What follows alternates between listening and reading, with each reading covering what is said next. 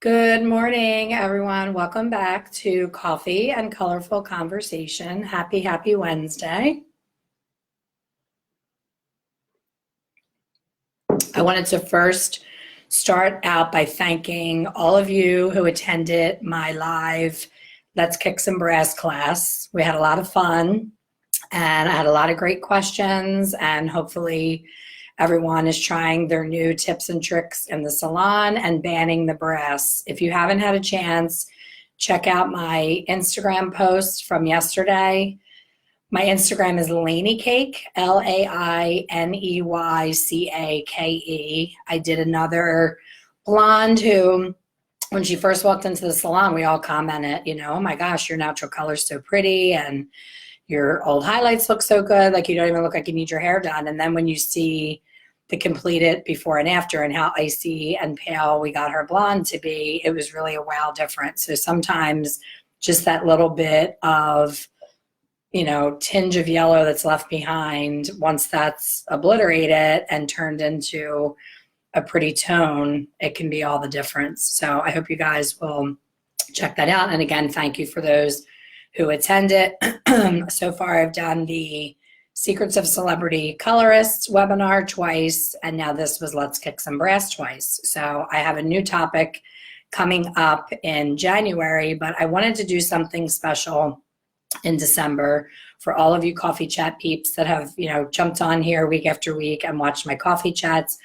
November is a time of gratitude and Thanksgiving, and it makes you take stock of all that you're grateful for. And this has been so fun connecting with colorists from all over the world and just sharing my tips and things that have gotten me much success behind the chair over the years. And I wanted to do something special in the month of December. So stay tuned for that. I'm going to be doing a complimentary event. There's going to be no charge, but you do have to sign up. So stay tuned for that. So today's topic is determining the percentage of gray and the natural level. Every class that I do, both in person, online, in my salon with my own employees, the biggest disconnect, hi Sandy, hi Tina, the biggest disconnect that I see over and over again is not properly figuring out both the actual percentage of gray and what the natural level is. So if you got in your car and you just said, I'm going to drive 3 hours away to a bed and breakfast, you wouldn't think of getting in your car and just driving with no map, no GPS, no printed out instructions that you printed out from MapQuest at home. You wouldn't do that. But a lot of us are behind the chair every day, just winging it with hair color and just guessing, just looking at the head and saying, oh, I think I'm going to use, 8N and 8V on her and just pray that it turns out. But they're not taking the time in the consultation to determine the true natural level and the true percentage of gray. Why is this important? So a lot of times for me, especially when I'm teaching, I think hi Raul, I hope you enjoyed our class. It was great to have you.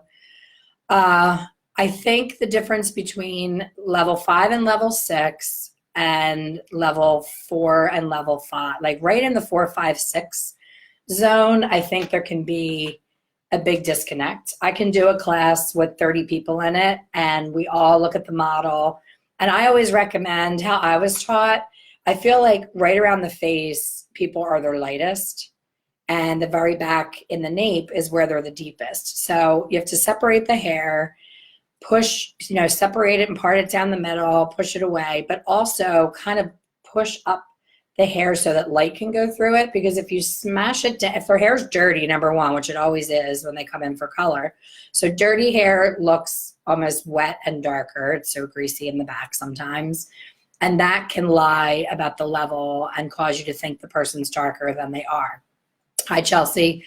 So that's a factor, and also not looking all the way under there. So if I were to sit in your chair right now, you would look at me and say, oh, she's 50% gray, 50% level 5. I'm going to use XYZ. However, The only place on my entire head that's gray is unfortunately my part. And I have like a patch underneath this curl that I'm able to camouflage. So the rest of my hair, as you can see, is all level 5, deep, yucky hair. I was a blonde as a kid, but each child that I have 2 kids, and with each one, my natural base got darker, and with aging, it just seems to have gotten darker. So determining throughout the whole entire head, do not be a lazy colorist and look at the first part that you see, just like, oh, she's 50%, 50% 5, 50% gray, let me mix it up. Because everywhere else on my entire head, if you go in with permanent color, is going to become ridiculously warm because you're trying to cover the gray. So if you see 50% gray, the way that I teach is you want to use whatever the percentage of gray that you determine is. So in this case, if you think that it's 50%, I would say if the person wants a cool result, you want to use 50% of your entire formula. So if you're mixing up, say, 2 ounces of color, not including the developer, just 2 ounces of color, 1 ounce of that would have to be an N series to cover that gray. And then the balance, the other 1 ounce, would be a cool color. That's the way that I teach. Whatever percentage of gray is the percentage of either an N or a G. When do you use which? If you want a cool result, you go for the N. If you want a warm result, for example, a redhead, a strawberry blonde, a warm brown, anything warm, you're going to use the gold to cover the gray. It's that simple. Where it gets tricky is if you were determined that I'm 50% and I'm really not, then you're going to have all that natural in there. And that's when I see on these questions on forums where people say, you know, but I used an N and she's bright orange. Well, if she only has 25% gray and you use that much N, you're not going to be able to fight all the remaining pigment contribution that is left behind. So that's where things can go wrong. And another big disconnect is if you were to say that I'm a level 6 or 7, a lot of people will estimate the natural level a lot lighter than I see it to be. Right here, I have the Redken Art of Consultation level finder. I just keep all these things when they send them to me. I don't personally refer to it because I've been doing hair for 32 years, so shame on me if I don't know what level's what by now. But when you're starting out, this is a good indicator. If you lay this, I'm trying to, everything's backwards. If you lay this on the hair, when you separate the client's hair and you actually put this level finder up, I don't know which way the camera goes, up against the hair, when it gets lost in the hair and you can no longer see it, that is what the natural level is. And I think if you get a hold of one of these, doesn't have to be Redken, I'm sure other manufacturers have them, but it's just this is based on using the color fusion level system. So that's the other tricky part. Different hair color companies have different level systems. Some go up to 10, some go up to 9, some are considered European, and their level 6 may be like a brown, where someone else's level 6 would be dark blonde. So you need to know that. You need to really play with color and try. It's trial and error, and asking your coworkers like, hey, what level did you use on her? That was really a pretty color. And they'll say that was a 7. And you're like, oh, wow, that was really deep. So rather than make the mistake on a client, it's better to like play with swatches, which I still do all the time. I never experiment on someone's hair that's paying me money. So the other fun piece of this chart is the percentage of gray. So they have 25, 50, 75, and 90. And that's really all you need to do. If you look at someone's hair from, you know, even not right up on top of them, when they walk in your door, you can pretty much see if you're glaring at gray, it's at least 50%. Like if it's jumping off their head, it's at least 50%. If you have to creep through their hair and they're like, oh my gosh, I'm so gray, and they have like 4 spiders, it's less than 25%. If, you know, they're at the point where there's like so much gray that there's barely any of their natural, but their natural is present in areas, mostly in the back or behind the ears. Sometimes they stay dark. Then you would consider them 75%. And then they go into 90 being the highest because I guess they figure Anybody who's 100% usually has given up and they're not coloring their hair anyway. They're going with the gray. So, for example, excuse me, my voice isn't awake yet. If a client is asking to go 2 levels lighter, which is always going to be the case, I think that you'll agree that if a client asks to go 1 level lighter and you look at her hair and you know as the professional that 1 level of lift is not going to be seen to their eye or your eye. It's not going to be very apparent that anything is done. However, going as little as 1 level lighter is going to pull all that remaining pigment contribution out at the level that they are. So if you pick through her hair and you say, oh, she's a 6, a lot of people will say that I'm a 6 naturally. I disagree. I think I'm a 5. So if you guess that I'm a 6 and I say I want to be 2 levels lighter, that's an 8. So you formulate, you decide what you're going to use, and you're formulating based on me being a 6, but I'm really a 5. That's going to make me not lighten an extra level because I'm really starting at a 5 and I really need to go 3 levels. So you're probably, whatever you're mixing, and I'm not going to get into that because people get glazed over with my whole math equation that I teach. So for me, if in that situation, if I thought that they were a 6 and they were asking for an 8, I would use a level 10 to get them there, to get them to an 8. So if I were to pull that level 10 color and use it on what really is a 5, when you add those 2 numbers together, 10 plus 5 is 15. 15 divided by 2 is 7.5. 7.5 on the remaining pigment contribution chart is still, I believe, I think it's yellow-orange, but it still has orange. So you think that by what you mixed up, yes, it's yellow-orange. So you think that she was a 6 and you're taking her to an 8, but really you only took her to a 7.5, and that's much more orange than an 8. An 8 is still a little too orange. So that's an example where misjudging natural color, we're always in a rush. So we're like, okay, you want that? Okay, great. And we whip out a tube of color and we mix it and we put it on. And then guess what, guys? Once you develop that and it's on that hair, that Blorange is going to come creeping through. If not today, 2 weeks from now, you're going to get the phone call. The client's going to say, I loved my hair the day that you did it. It's so brassy. Can you tone me? And you say, sure, Michelle, come on in. We'll throw a glaze on. And I hate that word throw, and I hear it all the time. Let's throw a glaze on. How much do you think you can charge someone that you're throwing a glaze on? $10? If you say, come in and we're going to analyze the situation and see what you need, and you may just need a shiny conditioning glaze applied to your hair. Think about how different that sounds. So a shiny conditioning glaze applied to your hair is $50.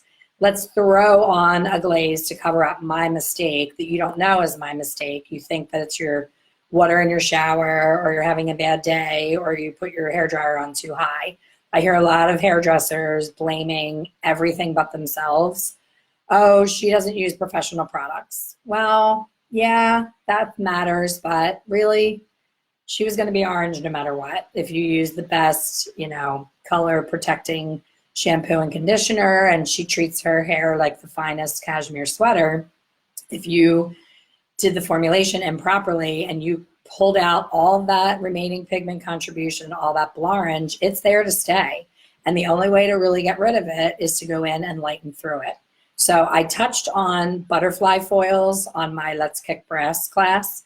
And I definitely am going to be doing an upcoming workshop on using butterfly foils in corrective situations. It's something that I learned at Vidal Sassoon 25 years ago. My daughter's going to be 25, and she was 9 months old when I went to Vidal Sassoon and learned butterfly foils. And it's awesome for whenever you have banding, or you just have, I'll see people on the forums where like the blonde will be beautiful from here to here where they just redid it.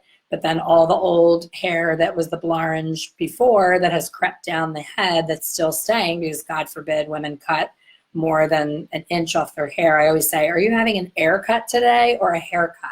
An air cut is when we pretend to cut it and we take like this much off their hair and they go, oh my God, it looks so much better. I love it. I so needed that. They're all crazy. And they're usually the same ones that want the icy, icy blonde with not a speck of yellow. So that all factors in with, you know, corrective color, you don't want to go in and just glaze everything, because we also talked on the webinar about the NA series in Shades EQ.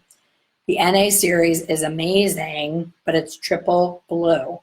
So if you think there's like an orange patch, we did a model yesterday and the girl that's training with me, I said, what are you going to glaze her with? And she said 9NA in shades. And I said, where do you see orange on her hair? And what happened was when she went to take her down, everything else had processed for so long that she wanted to take everything down. And then she didn't check the last 2 foils that she did, and they needed like 5 more minutes. So there was a little bit more warmth than she wanted to see. So her eye went right to that Blorange piece. There was 2 pieces of it. So if you go in and just base the glaze on those 2 pieces of Blorange, everything else was pretty. So on my hair, if I have like an orange piece right here and I put the NA all over everything that's pale just to be like, oh, I just want it to be all beige, you're putting on 3 times the blue of the regular shades 9B. It's triple blue base. If that hits a white piece, it's going to be blue, Marge Simpson blue.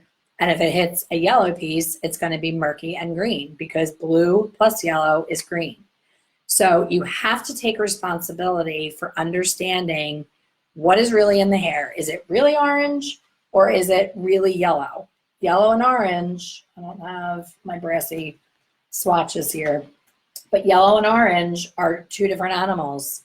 Gold is more yellow than orange, unless it's like super megawatt blinding gold. You could kind of consider it a little bit orange, but you have to know your color wheel. And I shared on my Instagram, we have the color wheel on us all the time on our iPhones. If you have an iPhone, which I'm sure 90% of you do, there's a couple Android people out there, and I'm sure you have something you can use as a color wheel on there, but the photograph icon where you click on to see your photographs is a color wheel. And that was pointed out to me by my friend who's also a colorist, Jennifer. And I was like, oh my gosh, that's genius. We always have a color wheel on us. So if you're not sure, pull out your phone and look at that color wheel and see, what do I really need right now? Do I really need blue or do I really need violet? There's a difference.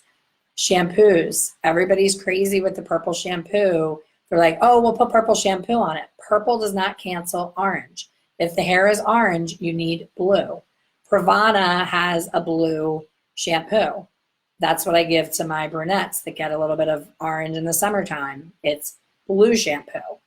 So you have to understand that. You're like, oh, everybody says, oh, what's a better purple shampoo? Mine's not doing it. It's not supposed to do it. Purple shampoo is supposed to be for a pale blonde that gets a little gold with the sun and minerals in the shower, and she just doesn't have that perfect icy white. It's going to tone out yellow. It's not going to tone out orange. So know the difference between yellow and orange. Know the difference between a 5 and a 6 in a natural level. Know that however you were taught to color hair, if you're looking for a 7 and you use a tube of 7, you're not getting a 7 unless the person's hair is white. If they're white, a 7 will create a 7. If they have their natural color, no matter what level it is, unless it's a 7, and in that case, why would you be coloring a 7? If they don't have gray, that makes no sense. So knowing that the power is in the tube and not in the developer, and knowing that you have to bump up your level to get where you really want to go. And you can do this math. I want you to go into the salon today and do this math. Take your client's formula that you already have. She's been coming for 10 years. And separate her hair. She'll probably be like, what are you doing? Because you probably have never done that. But separate her hair in the back. Determine her true natural level. take whatever color you're using. If it's a 7, say you determine that she's a 5. So that 7 tube that you're putting on that 5 natural, this is how you determine what you're really doing. You're taking a 7, adding it to a 5. 7 plus 5 is 12. 12 divided by 2 is 6. So you're taking her 5 natural color to a 6. When you are at a 6, it's considered light brown, and the remaining pigment contribution is orange red.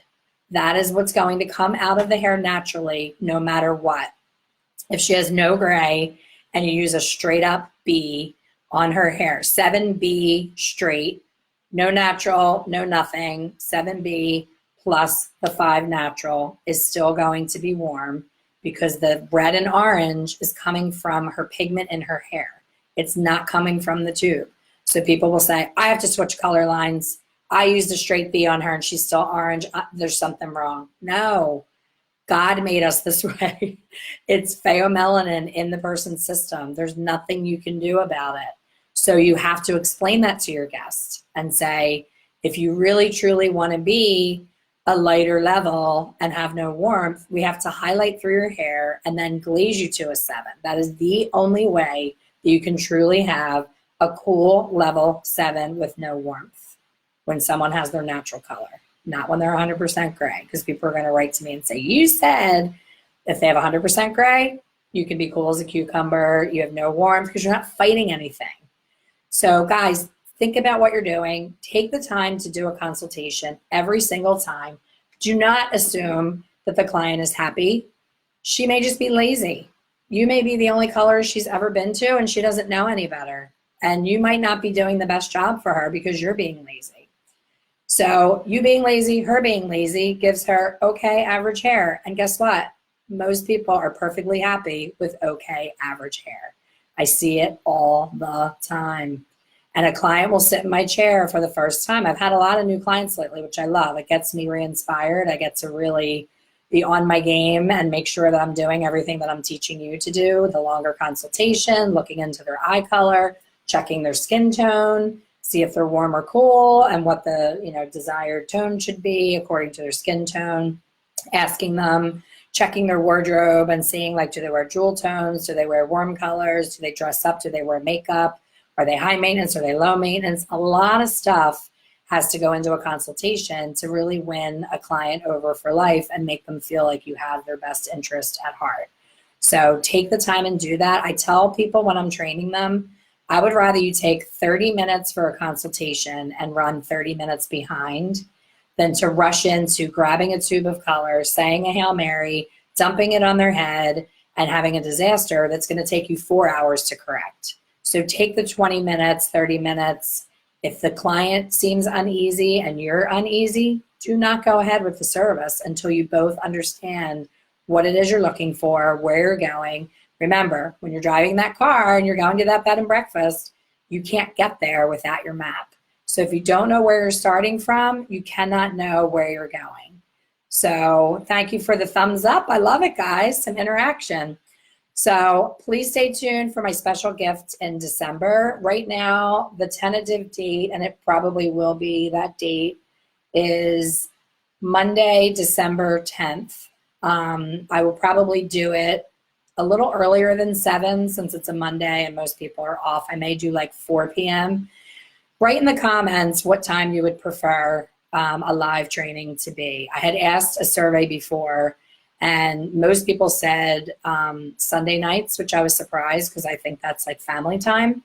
I would rather do like a Monday at 2 or a Monday at 4 because Monday is just my stay in my pajamas, do stuff around the house, get stuff done. So please comment. Oh, thanks for the love, guys.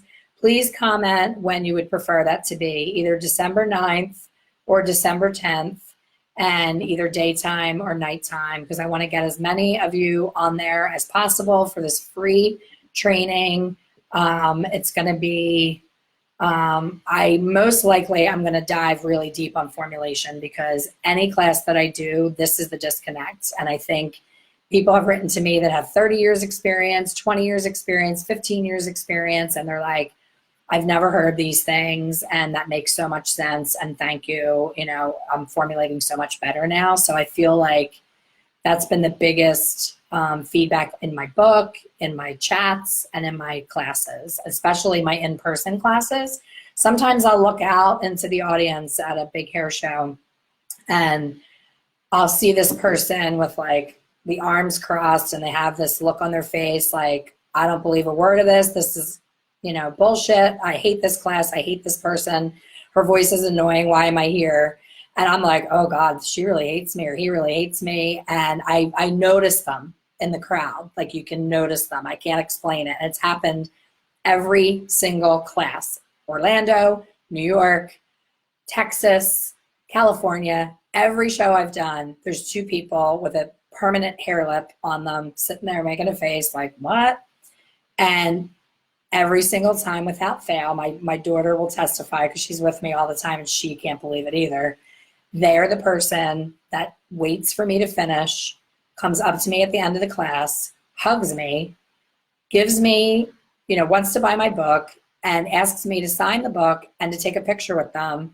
And then they post on their social media, best class all day, best reason for me to come to this show, you know, such great information. I'm like, wow, here I am thinking like, do I have something hanging out of my nose? Do I have something in my teeth? Like, why do they have such a look on their face? But I also realize I have kind of a resting bitch face. Like when I'm in a learning environment, I kind of have a face where I'm like concentrating. So I'm trying to work on my resting bitch face for people that teach, because I realize now that I teach that it really does bother you when you look out to that. So that has changed my entire program, because I always felt like my job and why I was put in this world of hair color was that my passion is for helping people that are new and starting out. But what I've realized over the last 7 years of teaching is people never really learned it, and they just kept faking it and faking it and faking it. And now they're like, oh my gosh, now I actually understand and I don't have to fake it anymore. It had to be a horrible feeling going through 15 years of a career guessing. And then your clientele becomes like a hole in a boat. It's like it fills up with water and you empty the water out. You get new clients, get new clients, get new clients. And you just keep going through clients, where I've had the same clients for most of them 20 plus years, because I'm always learning and always going to events and learning more new information. And here's my husband printing when I have 2 minutes left on my talk. So I'm gonna go because he's annoying, he's making noise. Real estate stuff. So thank you for watching. Stay tuned for the free class. Please keep in touch. Check in on here, check in on my Instagram. I'll be announcing the details, and I hope that when I go off of here, I see comments of when you guys, I don't see them yet. I see your names, I see you saying hi.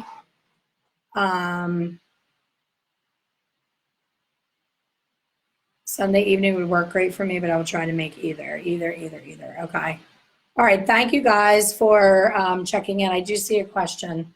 How do you tell by their skin tone? Hey, Tammy, good to see you. When you look at a person's wrist, I don't know if this is reading on this camera, but I'm very pink. I'm pale and I have pink undertones, and my veins are very blue. So when someone has pink skin, pink undertones, and blue veins, that means that they look better in cool hair colors. So anyone can be a redhead, anyone can be a brunette, anyone can be a blonde. It's the tone that makes the difference. And I do a whole thing on this in one of my classes, where there's like a picture of Jennifer Aniston with like a buttery golden blonde, and then there's a picture of her with really pale blonde. He's printing again. He knows that I have ADD and this is driving me crazy. I'm ready to turn it off, but I'll mess him up. So the difference in their skin tone with the warm and cool, if you take a satin scarf, it doesn't have to be satin, but you don't want to have pattern or any texture on it, and you lay, you know, a warm gold scarf on this arm and a silver scarf on this arm against their skin, you can see that one complements over the other. Some people are tricky and they're just neutral and they can wear any color. Some people, you can't tell if they're warm or cool. I've run into that a lot. But because I know that I'm cool and I know that I'm pink and blue veins, I put my wrist up against theirs. And the reason that you look at the inside of their arm is because we have sun on the top. So like if you look at the outside of my arm, I look very warm because I've been in Florida and I have a little bit of golden tan left. So I would be confusing because this part would look, and my neck, I have some color on my neck. So that would be confusing. You would think that I would be warm, but I look awful with gold in my hair, and I look bad in bright red, like red clothing that leans towards orange. I look horrible in. I look better in jewel tone blues, you know, deep purples, eggplant, like all cool colors. So I hope that that helps.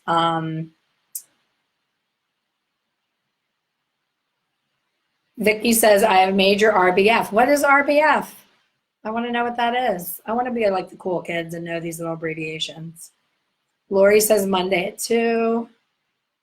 Vicky, Sunday evening. Try to make either. Tammy says Monday. Yes, Tammy, the last 2 foils, I do it too. You know what I do? Here's a hot tip. When you're down to the last couple foils that just will not budge, number 1, open them up and hit it again with some fresh lightener. Even if it's just 10 volume, just hit it with fresh lightener, because sometimes, because it's the last 2 foils, sometimes we're lazy and we don't have quite enough lightener in the bowl and we try to spread it. We've all done it. Don't act like you've never done it. I've done it a million times. You're like, I can make it, because you don't want to have to mix up more and it's time. So mix up fresh lightener, go inside the foil and go right over top of it. And then I just bought another universal diffuser where it has a stretchy top, and put it on a blow dryer and just hold it. Make sure it's like at least this far off of the head, and just do this in circles and create your own little handheld roller ball. I learned that from my friend Ian McCabe, and I do it all day long. I don't even use my roller ball anymore because it's always just this part, because I do this last, and this is what the client wants to be the lightest. So take them to the sink, take everything else down, towel dry their hair, and then just use that blow dryer right on those last 2 pieces. It's so worth taking the extra 5 minutes so that they don't have those warm pieces. I get so mad at myself when I'm like, it's fine. It'll be fine. Once I hit it with the glaze, it'll be fine, and it's never fine. It's really not. So again, thank you guys. I have to cut this a little bit. I usually talk, but I wanted this to be 30 minutes because I start early today. I'm into the pre-Thanksgiving rush of everybody trying to get in to the salon, but I never want to miss my coffee chats. I love being with you guys every Wednesday and sharing knowledge and growing a community. So thank you again. Please take the time to share this with other hairdressers. If you're in any groups that allow sharing of these kind of things, go on and share it on their page so that you can reach other hair colorists, because I think that this information is really helpful, especially if someone's struggling, and it's so simple once you understand it. Thank you for all the love. Thank you for watching, and I hope that you'll share.